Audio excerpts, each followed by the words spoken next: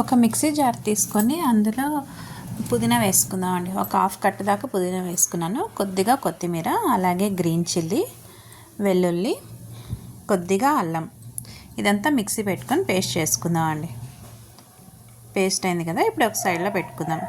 ఒక కుక్కర్ పెట్టుకునేసి అందులో 2 స్పూన్లు నెయ్యి వేసుకొని 1 స్పూన్ ఆయిల్ వేసుకుందాం.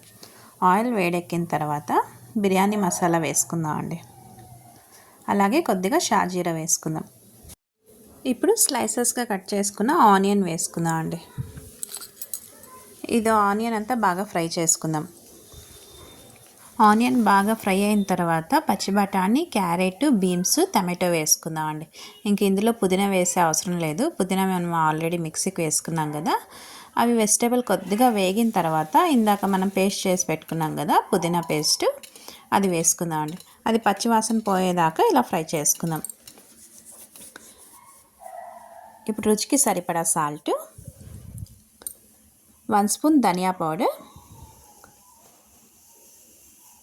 ఒక 2 స్పూన్ అంతా బిర్యానీ మసాలా వేసుకుందాం అండి. ఇలా బిర్యానీ మసాలా అంతా వేసుకొని ఒకసారి బాగా అంతా ఫ్రై చేసుకుందాం. ఇలా ఆయిల్లో బాగా ఫ్రై అయింది కదా, ఇప్పుడు క్యూబ్స్లా కట్ చేసుకున్న పన్నీర్ వేసుకుందాం అండి. పన్నీర్ ఏం ఫ్రై చేసే పని లేదు, ఇలా డైరెక్ట్గా వేసుకున్నా కూడా బాగానే ఉంటుంది. ఇదంతా ఇలా ఒకసారి బాగా కలుపుకొనేసి వాటర్ వేసుకుందాం అండి. నేను ఒక గ్లాస్ రైస్కి 1:3 అంతా వాటర్ వేసుకుంటున్నానండి.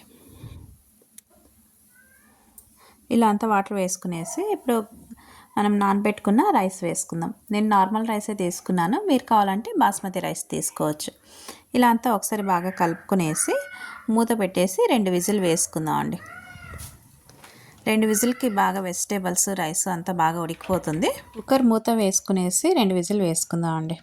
చూడండి, 2 విజిల్ అయిపోయింది. రైస్ కూడా బాగా పొడి పొడిలాడుతూ బాగా వచ్చింది కదా. వెజిటేబుల్ కూడా బాగా ఉడికేసినాయండి.